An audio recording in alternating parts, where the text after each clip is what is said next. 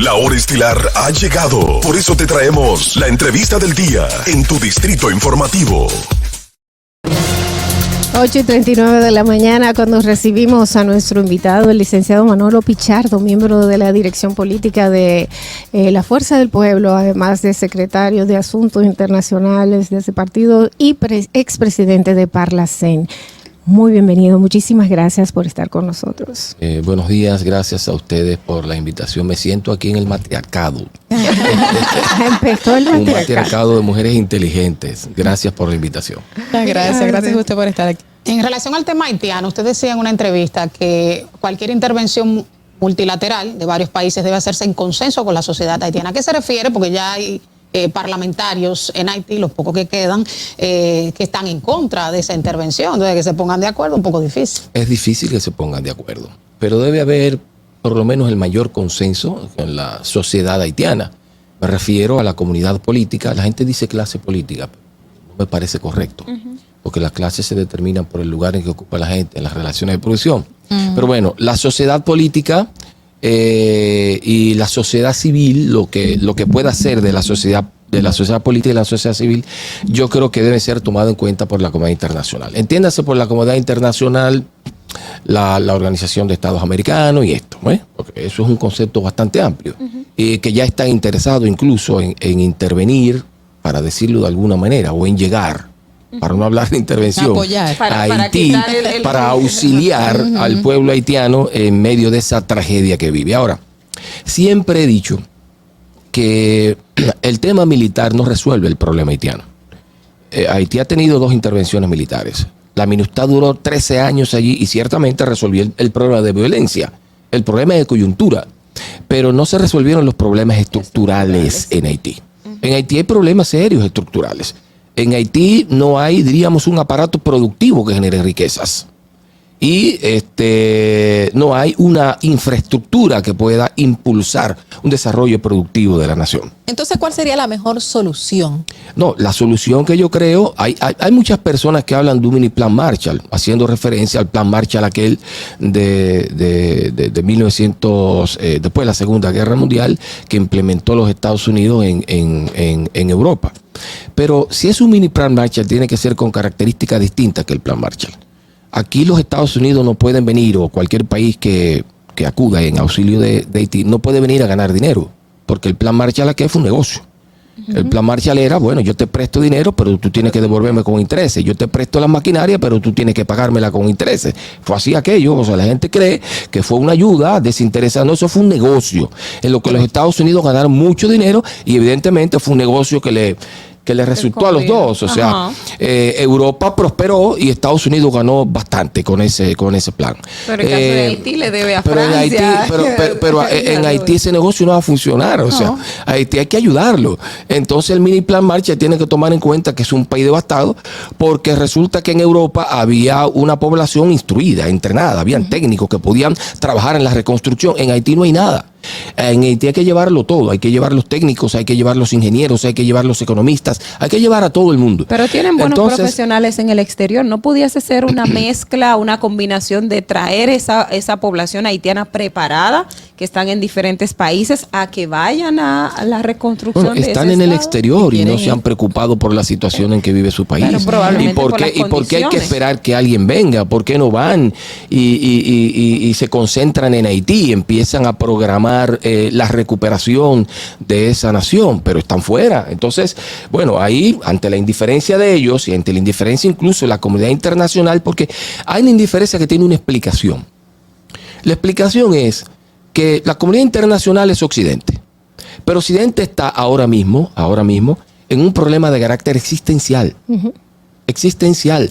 Hay una situación de recomposición geopolítica en que Occidente está, diríamos, en un proceso de decadencia, y hay otras fuerzas que emergen, ¿verdad? Y que todo el mundo está viendo. Entonces, ante la emergencia de otras fuerzas, la decadencia de Occidente, tiene que estar pendiente de lo suyo. Entonces yo no sé hasta dónde realmente funciona lo de Haití. Haití no es importante para Occidente. Importante para Occidente Taiwán, porque porque produce el 80% de los microchips que se necesitan.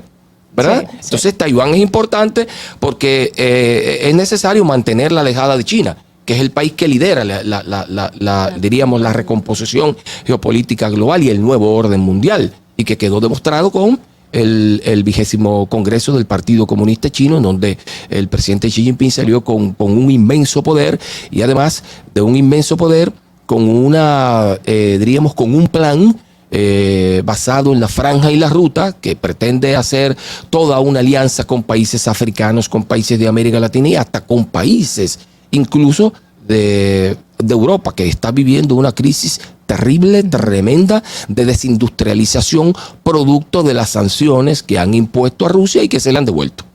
El presidente Luis Abinader recientemente dijo que si hay una intervención armada multilateral en Haití, no va a recibir refugiados República Dominicana haitianos. ¿Cuál es la posición del partido sobre estas declaraciones que, si bien es cierto, son un tanto populistas, van contrarias al derecho internacional humanitario?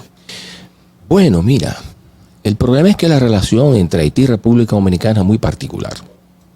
Nosotros tenemos un número indeterminado de haitianos en la República Dominicana. No existe la frontera entre Haití y la República Dominicana, eso es una mentira. Están hablando de muros, están hablando de esas cosas, pero todo el que vive en un edificio y que tiene gente que trabaja, que son ciudadanos haitianos, sabe que entran y van. Vienen cada 15 días, se van y entran, y no tienen papel, ni tienen nada. Entonces esa frontera es abierta. ¿Cómo lo hacen? Bueno, uno los entrevista y dicen, bueno, ellos dan una cuota, dan $1,000, hasta 15,000, perdón, 1,000 pesos, hasta 15,000 pesos. ¿A quiénes se lo dan? A los guardias que se están enriqueciendo con ese tráfico de personas, de armas y de cualquier cosa por la frontera. Eso no existe. Ahora, con relación al tema de los refugiados, bueno, pudiera ir en contra de los derechos humanos, pero es que nosotros tenemos aquí un número indeterminado de haitianos. Nosotros tenemos entonces, refugiados ya. No, es que están refugiados aquí y bueno, están, formalmente, formalmente no, porque República no tiene... informalmente. Pero formalmente tú tienes, por ejemplo, hospitales donde el 80% de las parturientas son haitianos. Bueno, eso es en el caso de la frontera. Informalmente... Porque numéricamente en la práctica no es cierto. Informalmente, no. Bueno. En la práctica los números no dan el 80% que dice. Bueno, en algunos lugares sí. En la frontera sí. En las Pedernales, Independencia, estoy hablando con cierta propiedad porque estoy trabajando en una investigación de un libro sobre Haití. Y tengo cifras y números que me dicen que en la frontera hay lugares donde el 80% de las parturientas son haitianas. Hasta el 90%. Y hasta el 90%. En la frontera, e incluso, y en la ciudad, en Santiago, y en Santo Domingo, el 30% y hasta el 40% de las parturientas son haitianas. Sí. Es un número considerable. Las cifras que han dado, entonces, es un tema de discusión, pero bueno, depende de dónde tú tomes la cifra, depende porque, bueno, aquí hay gente que da datos, hay algunos que son confiables, hay otros que no son confiables, pero bueno, uno investiga y busca esos datos y compara. Ahora, la media, para decir, en todo el país, tomando en cuenta la frontera y tomando en cuenta las parturientas en las grandes ciudades como Santo Domingo, el Gran Santo Domingo y Santiago, podremos hablar de un 30% de las parturientas que son haitianas. Es un número alarmante para cualquier país del mundo. Para cualquier país del mundo. ¿Por qué?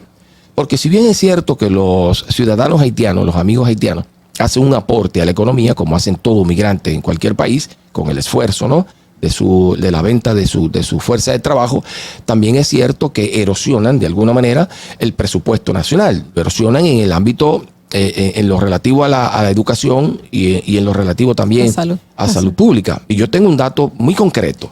A mí me llama un amigo que tiene una esposa que va a parir y en un hospital público le están cobrando por una cesárea 80,000 pesos. Eso fue en el gobierno anterior, 80,000 pesos. ¿En un hospital público? Sí, claro. Yo llamo a un amigo que es muy servicial y que siempre estuvo dispuesto a acudir en ayuda de las personas, que se llama Chanel.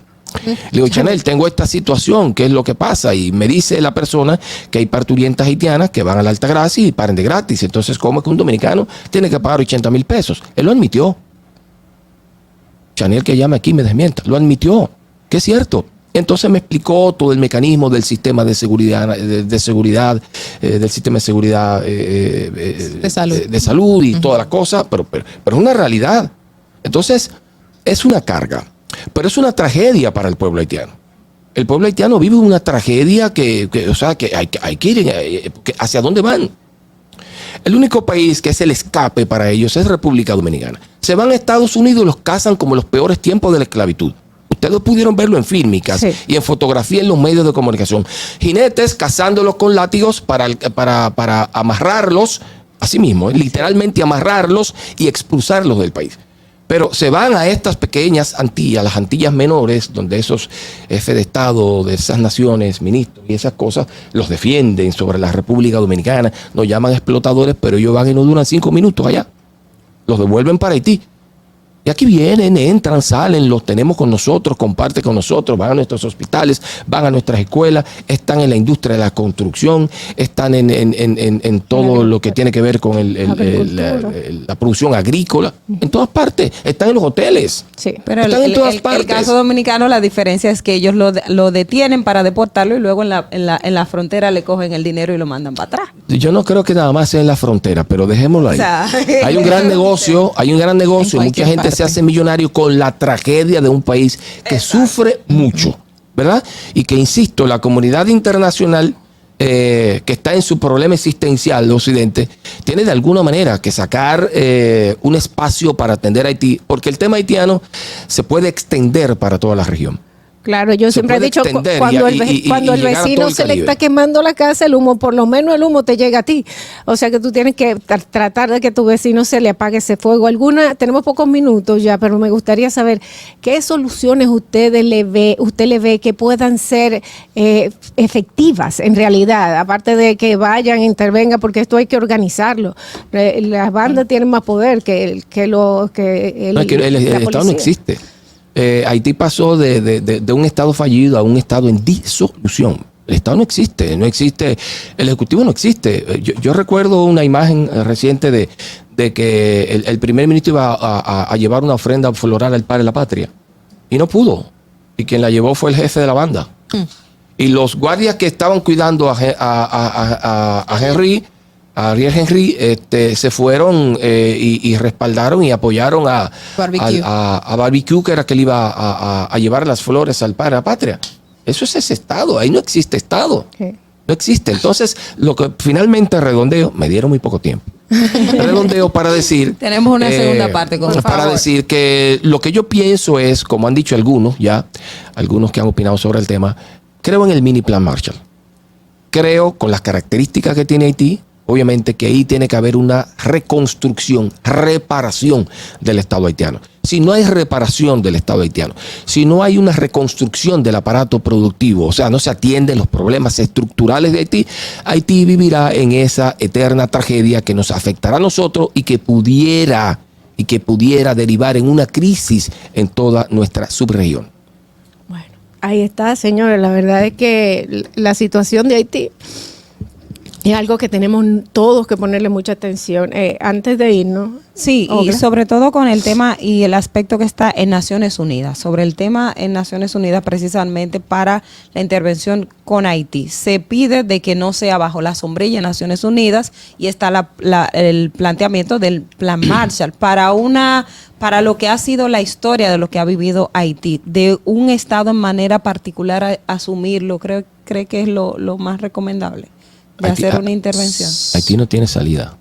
Haití no puede resolver sus propios problemas. No, pero que sea un Estado en particular y no Naciones Unidas. No, un Estado no, tiene que ser Naciones Unidas. Pero Naciones Unidas, el secretario ha pedido que no sea bajo la sombrilla. O sea, que se apruebe en Naciones Unidas, pero que no sea en combinación de todos los Estados. Como no se ponen de acuerdo, entonces que sea un solo Estado. Pero es que tiene que ser con todos los Estados. ¿Quién lo va a hacer? Estados Unidos. Sería una intervención militar.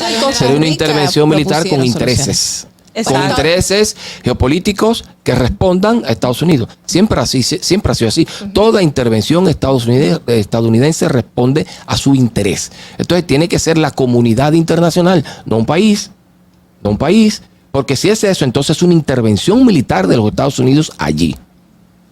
Es lo que pienso. Es así, con compromiso político. Bueno, pues queda una segunda invitación porque la verdad es que el tiempo se nos vino arriba Y yo quería hablar de política local. y tenemos Yo que quería hablar de la fuerza del pueblo, ¿verdad? Vamos a hablar todo eso. Tenemos que hablar de eso y mucho más, porque nos quedan Está bien. también muchos temas internacionales que Muy no bien. pudimos tocar.